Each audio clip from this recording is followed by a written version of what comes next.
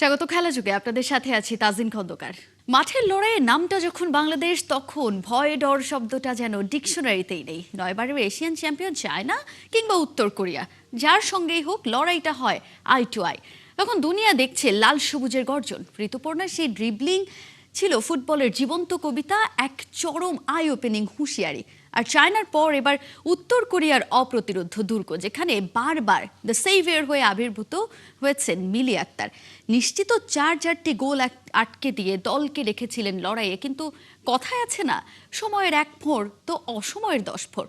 অদম্য প্রতিরোধের মাঝেও 2 মিনিটের সেই ফাটাল ল্যাপস, এক নিমিষেই ওলটপালট সব যেন তিল তিল করে গড়া, কিন্তু মুহূর্তের ঝড়ে সব হারা। জয় আসেনি ঠিকই, কিন্তু এশিয়ান জায়ান্টদের বুকে কাঁপন ধরিয়ে দিয়ে আফিদারা বুঝিয়ে দিয়েছে বাঘিনীরা এখন আর অংশ নিতে নয়, বরং রাজত্ব করতে এসেছে। আজকের ম্যাচ নিয়ে আলোচনা করব দর্শক। আমাদের সঙ্গে স্টুডিওতে আছেন জাতীয় দলের সাবেক ফুটবলার জাহিদ হাসান এমিলি।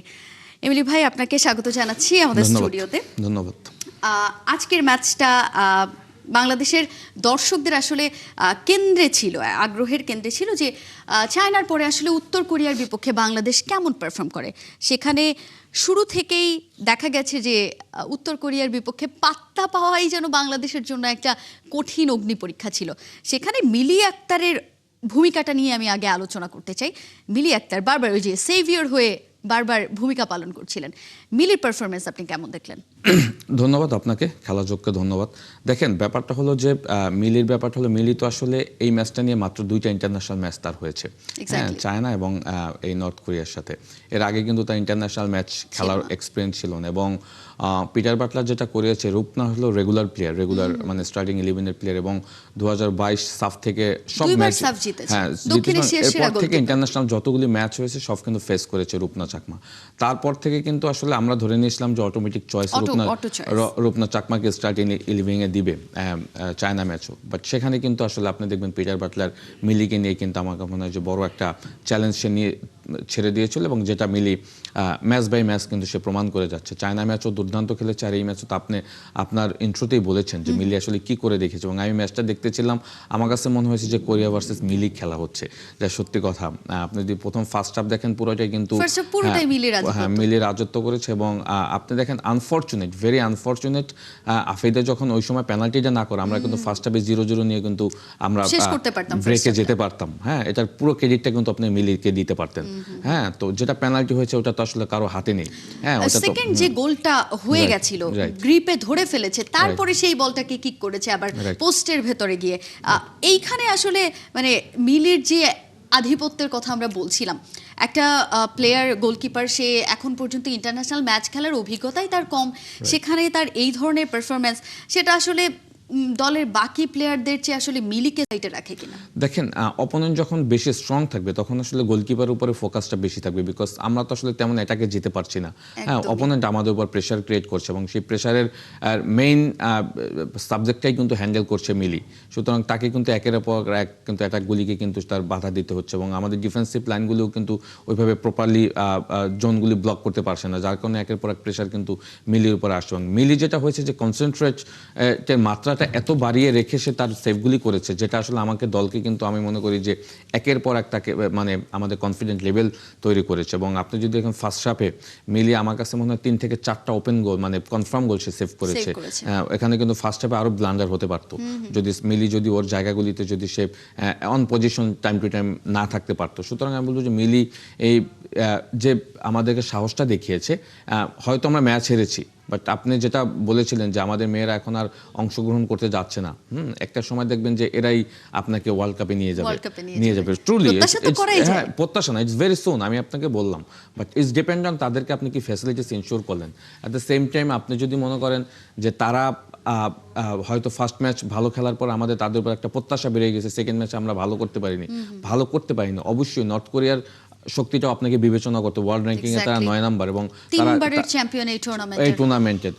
সুতরাং তাদের সাথে আপনি তো জিততে পারবেন না বা ড্র করতে পারবেন না। তাদের সাথে মেন হলো আপনি সেফ ফুটবল কিভাবে খেলবেন, যত সময় পর্যন্ত তাদেরকে আপনি আটকে রাখতে পারেন। তো সেই জায়গা থেকে আমি বলবো যে বাংলাদেশ ডুইং ভেরি ওয়েল। এবং আপনি ফার্স্ট হাফের পুরোটা সময়ই বাংলাদেশ আসলে আটকেই রেখেছিল। এক্স্যাক্টলি, দেখেন আমরা যে গোল দুটা কনসিড করেছি ফার্স্ট হাফে, এবং সেটা এক্সট্রা টাইমে 6 মিনিট যখন এক্সট্রা টাইম দেয়, যেটা হলো যে আমি এখানে আফ্রিদিকে একটু আমি তাকে সে যেহেতু ক্যাপ্টেন ছিল, তাকে আসলে ওই মুহূর্তে ওই মোমেন্টে সে যদি জার্সিটা না টান দিত ওইটা কিন্তু পেনাল্টি হয় না। এবং আপনি দেখবেন যে মোমেন্টে সে জার্সি টান দিয়েছে তার সামনে জন্য ডিফেন্ডার ছিল, এবং ওইটা গোল হওয়ারও তেমন কোনো সুযোগ ছিল না, আননেসেসারি। তো আপনি ওই সময় যদি ভুলটা না করতেন তখন কিন্তু আপনার কিন্তু সামনে সুযোগ ছিল। হ্যাঁ, এবং আপনি সেকেন্ড গোল যেটা খেয়েছেন সেটাও দেখেন আফ্রিদি যদি একটু গিয়ে কুইক যদি আপনার ব্লকটা একটু ক্লোজলি করতে পারতো তখন কিন্তু ও শুট করার চান্সও পেত না। সুতরাং আমি বলবো যে ওই গোল দুটাই কিন্তু আমাদেরকে ম্যাচ থেকে ছিটকে দিয়েছে। সেকেন্ড হাফে গিয়ে কিন্তু আমরা আসলে খেয়ে হেরে ফেলেছি। এবং এখানে আরেকটা ভুল আমার কাছে মনে হচ্ছে, যেটা হলো দেখেন আমরা ফার্স্ট হাফে একদম শেষের দিকে 3 জন সাবস্টিটিউট প্লেয়ার নামিয়েছিলাম, হ্যাঁ, এট এ টাইম একসাথে 3টা প্লেয়ার চেঞ্জ করেছি।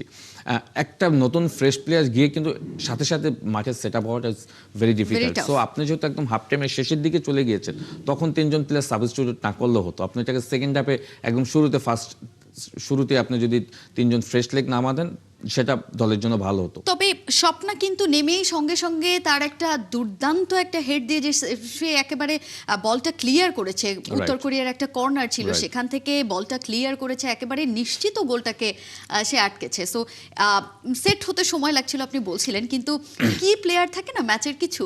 স্বপ্না রানীকে আমরা আন্ডার-20 সাফ থেকেই দেখে আসছি যে তার পারফরমেন্স, এই মিলি আক্তার সেখান থেকেই আসলে লাইমলাইটে এসেছে। ইনফ্যাক্ট উমেহলা মারমাজে, এরা প্রত্যেকে, এই 3-4 জন প্লেয়ারের কথা যদি আমি ইন্ডিভিজুয়াল করতে চাই, তারা কিন্তু প্রত্যেকেই আসলে ওই যে আপনি সেট হওয়ার কথা বলছিলেন, ওরা আসলে সেট হতে খুবই কম সময় নিচ্ছে। এইটা আসলে বাংলাদেশ দলের জন্য সামনের দিনগুলোতে একটা এফেক্টিভ কিছু হতে পারে। দেখেন আপনার কাছে যখন অনেক অপশন থাকবে, হ্যাঁ, আমরা তো দেখেছি এই ম্যাচে কিন্তু 2 জন প্লেয়ারকে কিন্তু লাস্ট 11 থেকে চেঞ্জ করে নামিয়েছে। আপনি তহুরাকে নামিয়েছে এবং আইরেনকে কিন্তু এই ম্যাচে স্টার্টিং 11কে দিয়েছে। সুতরাং আপনার দলে তো আসলে ওরকম রিজার্ভ প্লেয়ার রয়েছে। হ্যাঁ, আপনি দেখেন স্বপ্নাকে কিন্তু লাস্ট ম্যাচে ওইভাবে ইউজ করা হয়নি, ক্যাপাবল, এবং এই ম্যাচে কিন্তু তাকে আবার ফার্স্ট হাফের শেষের দিকে নামিয়েছে। এবং আপনি যেটা বলেছেন যে নেমেই সে অ্যাডাপ্ট করে ফেলেছে। অ্যাডাপ্টের থেকেও বড় ব্যাপার হলো যে তাদের সাহসিকতার যে পরিচয়টা তারা সবাই যে যার ক্ষেত্রে দিচ্ছে, এটা হলো বড় ব্যাপার। ইন্টারন্যাশনাল ম্যাচে আপনাকে মেন হলো যে আপনার মেন্টাল স্ট্রেংথ কতটুকু সেইটা দেখাতে হবে। সেটা কিন্তু মেয়েরা সবাই সবার পজিশন থেকে দেখাচ্ছে। আর দেখেন অপোনেন্ট যখন খুব একদম স্ট্রং ওয়ার্ল্ড ক্লাস টিম, হ্যাঁ, তখন তাদের সাথে খেলতে গেলে আপনাকে এখানে পারফরমেন্সের থেকে মেইন দেখাতে হবে আপনার মেন্টাল স্ট্রেংথ কতটুকু রয়েছে। রাইট, আপনি 5 গোল খেয়েছেন, বাট মেয়েরা কিন্তু কখনো নার্ভাস হয়নি। হয়তো গোলগুলি আমরা খুব বিশ্রীভাবে বা অগোছলভাবে খেয়েছি, হ্যাঁ, আমাদের খেলা হয়তো তেমন গোছানো ছিল না, বাট মেয়েরা যে ফাইটিং অ্যাটিটিউড দেখিয়েছে সেটা অনেক বড় ব্যাপার। এবং পিটার বাটলার যেটা করেছে তার কিন্তু প্লেইং স্টাইল থেকে কিন্তু সে মানে চেঞ্জ হয়নি। সে দেখেন আমরা কিন্তু একদম নিচ থেকে বিল্ড আপ করার চেষ্টা করেছি। এইটাই হওয়া উচিত। আপনি যদি ওদেরকে একদম শুরু থেকেই যদি প্রথমে পিছন থেকে 10 জন একদম বক্সের সামনে দাঁড়িয়ে যেতেন, ওইটা তো আসলে কোনো প্লেইং স্টাইল হতো না। সুতরাং দেখবেন যে অনেক ক্ষেত্রে কিন্তু আমরাও কিন্তু আমাদের পিছন থেকে গোলকিপার মিলি থেকে শুরু করে আমরা নবীরন, তারপরে আফেইদা, এরা কিন্তু বিল্ড আপ করার চেষ্টা করেছিল। হ্যাঁ, তো এইটা এরকমের কারণ যে আপনি ইন ফিউচার যখন আবার আমাদের লেভেলের টিমের সাথে যখন খেলবেন তখন কিন্তু অপোনেন্ট আমাদের সাথে কিন্তু অনেক অনেক অনেক সাফার করবে। অ্যাট দ্য সেম টাইম আমাদের প্লেইং স্টাইলটা কিন্তু মেয়েরা যেভাবে খেলছে, আমি মনে করি যে আমাদের খেলার সৌন্দর্যটা কিন্তু তখন আবার ফুটে উঠবে স্ট্রং টিমের সাথেই, যেহেতু আপনি বিল্ড আপ করার চেষ্টা করছেন। তো আমি বলবো যে এখানেই আমাদের থেমে যাওয়া উচিত না। আমি মনে করি যে এখান থেকে আমাদের লার্নিং প্রসেসগুলি আমাদের বের করতে হবে। অ্যাট দ্য সেম টাইম আমাদের কিন্তু নেক্সট একটা ম্যাচ রয়েছে, ওই ম্যাচটার উপরে কিন্তু অনেক কিছু ডিপেন্ড করে, এবং ওই ম্যাচটাকে আমরা টার্গেট করে যদি ম্যাচটা জিততে, রাইট, এবং সেটা কিন্তু পসিবল। এই মেয়েরাই কিন্তু আমাদেরকে সেই স্বপ্নটা দেখিয়েছে। চায়নার সাথে আমরা ধরে নিয়েছিলাম যে বেশ ভালো কিছু হবে না, বাট চায়নার সাথে তো আসলে আমরা ফার্স্ট হাফ ওই গোল 2টা ছাড়া কিন্তু আমরা বেশ ভালোই ডমিনেট করেছি, এবং সেকেন্ড হাফে গিয়ে কিন্তু মিডফিল্ডে আমরা বেশ ভালো ডমিনেট করেছি। এই ম্যাচও আমি যেটা বললাম যে আমরা বিল্ড আপ করার চেষ্টা করেছি, হয়তো আমরা অনেক পাস করতে পারিনি, বাট ওরা যে সাহসিকতাটা দেখিয়েছে এইটাই আমাদের সব থেকে বড় অ্যাচিভমেন্ট। যেটা আপনি বলছিলেন, ব্রিটিশ কোচ পিটার বাটলার সবসময় রিস্ক নিতে খুবই দারুণ একটা দক্ষতা সে দেখায়। এই ম্যাচেও মিলিকে নিয়ে এসে যে রিস্কটা নিয়েছে সেটা ডেফিনেটলি সমালোচিত হতে পারতো যদি মিলি সেই পারফরমেন্সটা দেখাতে না পারতো। ইনফ্যাক্ট আমি যদি একটু মিলির কথা আপনি বললেন, তারপর বললেন যে বিল্ড আপ ফুটবল যেটা খেলছে, এই ফুটবলটা পরবর্তীতে গিয়ে অন্যান্য টিমের ক্ষেত্রে তারা যখন অন্য তাদের চেয়ে তুলনামূলক যদি তাদের ধারে কাছের দল হয়, সেক্ষেত্রে আসলে বড় একটা প্রভাব ফেলতে পারবে। সো পিটার বাটলারের স্ট্র্যাটেজি নিয়ে যদি আমি একটু কথা বলতে চাই, তিনি কি আসলে জিনিসটাকে এভাবে ধরে নিয়েছেন যে আমাদের আসলে এখানে চান্স কতটুকু সেটার চেয়ে বড় কথা আমি আমার দলকে কিভাবে প্রস্তুত করছি? এক্স্যাক্টলি সেটাই আমি যেটা বললাম যে দেখেন আমরা যদি প্লেইং স্টাইল চেঞ্জ করতাম, হ্যাঁ, তো সেখানে হয়তো আমরা হয়তো গোল কম খেতাম, হ্যাঁ, বাট আমরা যদি খেলার সাহসিকতা সেটা তো হারিয়ে ফেলতাম। হ্যাঁ, আমরা বিল্ড আপ করার চেষ্টা করছি, অ্যাটাকে যাওয়ার চেষ্টা করছি, at the same time opponent যখন বল পেয়েছে দেখবেন আমরা কাউন্টার প্রেস করার চেষ্টা করেছি, Exactly. সাথে সাথে আমরা বল রিগেন করার চেষ্টা করেছি। যদিও কিছু অগোছানো ছিল, আমরা এই মেয়ের দলটা তো আসলে যদি প্রিপারেশনের জায়গাটা দেখেন আমরা তো আসলে গুড এনাফ প্রিপারেশন নিয়েও যেতে পারিনি। হ্যাঁ, নর্থ কোরিয়া বা চায়না টাইপের কোনো টিমের মতো দেশের সাথে ম্যাচ খেলে যেতে প্রস্তুতি পারি, ম্যাচ খেলার কোনো খেলে উপায় যেতে হয়নি। পারি না। তো আমাদের এক্সপিরিয়েন্স তো আসলে এই দুইটা ম্যাচ থেকেই গ্যাদার হচ্ছে। তো সেইখান থেকে আমি বলবো যে মেয়েদের প্লেইং স্টাইল যেটা দিচ্ছে পিটার বাটলার, এটা অনেক সাহসিকতার ব্যাপার। হ্যাঁ, এখানে পিটারের জায়গায় অন্য কোনো কোচ হলে হয়তো অন্য সিস্টেম অফ প্লেতে খেলতো। এবং দেখেন আমরা সাডেনলি চায়না থেকে 3 সেন্টার ব্যাগ নিয়ে খেলার চেষ্টা করেছি। Exactly. এবং 3 সেন্টার ব্যাগে যদি আপনার নবীরন, তারপর আফাইদা, হ্যাঁ, কিচ্ছুকি মারমা, এরা যেভাবে আসলে ওই জায়গাগুলিকে এত সুন্দর হ্যান্ডেল করেছে, আমি বলবো যে এইটাই তো আসলে হওয়া উচিত। এবং ইন ফিউচার আমি যে আপনার যেটা বললাম যে এই প্লেইং স্টাইলটাই দেখবেন একসময় আমাদের মেয়েরা যখন একদম রপ্ত মুখস্থ হয়ে যাবে, তখন অপোনেন্ট কিন্তু যত স্ট্রং দলই থাকুক না কেন আমাদের মেয়েরা কিন্তু খুব ভালো করবে। Effective একটা result হ্যাঁ, হবে। কারণ অপোনেন্ট যখন অনেক স্ট্রং থাকে তার সাথেই যখন আপনি বিল্ড আপ খেলার চেষ্টা করছেন, তখন তো আসলে আপনার প্লেইং স্টাইলটা দ্যাট মিন্স আপনি ওইটাকেই কিন্তু আপনি অলরেডি টেস্ট এক্সামটা ওখানে দিয়ে ফেলছে। ট্রু। সেকেন্ড হাফ নিয়ে যদি একটু কথা বলতে চাই, সেকেন্ড হাফে একেবারেই ছন্নছাড়া ফুটবল খেলেছে, যেটা আসলে আর গুছিয়েই উঠতে পারেনি বাংলাদেশ দল। সেই জায়গায় আসলে ডিফেন্ডারদের বেশ কিছু ভুল দেখা গেছে। ডিফেন্সটা কি আরো শক্তিশালী হওয়া বাংলাদেশের জন্য জরুরি কিনা? দেখেন, ডিফেন্স শক্তিশালী হওয়ার আগে শক্তিশালী হওয়া উচিত মিডফিল্ড। কারণ মিডফিল্ড থেকেই কিন্তু বলগুলি সাপ্লাই হয় অ্যাটাকিং থার্ডে।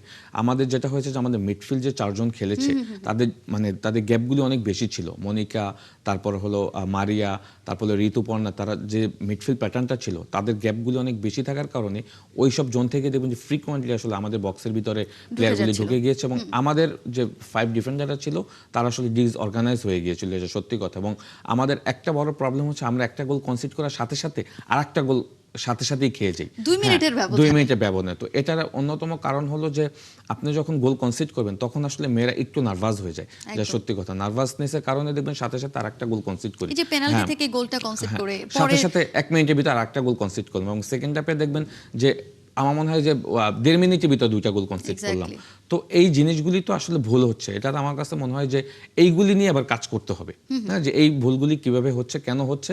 এবং আমাদের মিডফিল্ড এবং ডিফেন্সের ভিতরে আসলে আমার মনে হয় কমিউনিকেশনটা খুবই মানে মানে মানে বেশি একটা ভালো না, যার কারণে কিন্তু আমরা গোলগুলি খুব আর্লি খাচ্ছি। এবং আমার কাছে মনে হয় যে মিডফিল্ড থেকে আমাদের ডিফেন্ডিং প্রোটেকশনটা খুব বাজে হচ্ছে, যার কারণে ডিফেন্ডারদের উপর বেশি প্রেশার পড়ছে। তো ফার্স্ট ম্যাচে আবার দেখবেন যে চায়নার সাথে মিডফিল্ড থেকে আমরা কাউন্টার প্রেসিং করেছি, ওদের কাছ থেকে বল নিয়ে আমরা আবার খেলাটাকে সাজানোর চেষ্টা করেছি। বাট এই ম্যাচে কিন্তু আমরা কাউন্টার প্রেস করে বল পাওয়ার পরে কিন্তু আবার সাথে সাথে বলটা লস করেছি।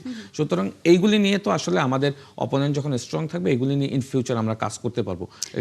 ইটস গুড টাইম টু যে আমরা আসলে এই ধরনের টিমের সাথে খেলার সুযোগ পেয়েছি, এই ধরনের আসরে খেলছি। আমাদের এক্সপিরিয়েন্স থেকে আমরা নেক্সট টাইমে আমরা কিন্তু আমাদের এই মিস্টেকগুলি আর হওয়ার সুযোগ থাকবে না। উজবেকিস্তান ম্যাচ, যেটা বলছিলাম যে ডু অর ডাই ম্যাচ বাংলাদেশের জন্য, বাঁচা মরার ম্যাচ একেবারে, সেখানে বাংলাদেশকে আপনি আসলে কি পরামর্শ দিয়ে রাখতে চান? দেখেন, উজবেকিস্তানের খেলা আমি দেখেছি নর্থ কোরিয়ার সাথে। উজবেকিস্তানও কিন্তু আমরা ধরে নিয়েছিলাম যে আমাদের সমমানের দলই, হ্যাঁ, এখন আমি বলছি। বাট উজবেকিস্তানের খেলাটাও কিন্তু খুব সুন্দর, হ্যাঁ। বাট আমাদের কাছে যেটা হয় যে আমরা তো 2টা ম্যাচ খেলে ফেলেছি, হ্যাঁ, এবং বড় 2টা ম্যাচ খেলে ফেলেছি। এবং আমাদের এই টুর্নামেন্টে কিন্তু বড় চ্যালেঞ্জই ছিল উজবেকিস্তানকে আমরা হারাবো, হ্যাঁ, আমরা টার্গেট করে গিয়েছি। এবং সেটা কিন্তু পসিবল, আপনি যদি বলেন সেটা পসিবল। এবং আমি মনে করি যে উজবেকিস্তান লাস্ট ম্যাচ যেহেতু, আমার কাছে মনে হয় যে 2 দিন রেস্ট আছে, প্লেয়াররা আমার কাছে মনে হয় যে এই 2টা ম্যাচের রেজাল্ট ভুলে যাবে। এবং উজবেকিস্তানের ম্যাচকে টার্গেট করে আমরা যদি এই আমাদের ফ্রেশ লেগ এবং যারা ফর্মে রয়েছে তাদেরকে ইউজ করে যদি আমরা ম্যাচটা টার্গেট করতে পারি, আমি মনে করি অবশ্যই জেতা সম্ভব। কারণ উজবেকিস্তানে কিন্তু আর একটা ম্যাচ রয়েছে, সুতরাং উজবেকিস্তানও কিন্তু যে ভালো অবস্থায় আছে তা কিন্তু না। সুতরাং আমি মনে করি উজবেকিস্তানের ম্যাচ জিতলেও কিন্তু আপনার ক্যালকুলেশন ইকুয়েশন কিন্তু অনেক বদলে যাওয়ার চান্স রয়েছে। এবং আপনি ইন ফিউচার আপনাকে অনেক খেলার সুযোগ আপনার সামনে আসবে। সুতরাং আমি মনে করি উজবেকিস্তানকে হারানোর মতো দল আমাদের দল।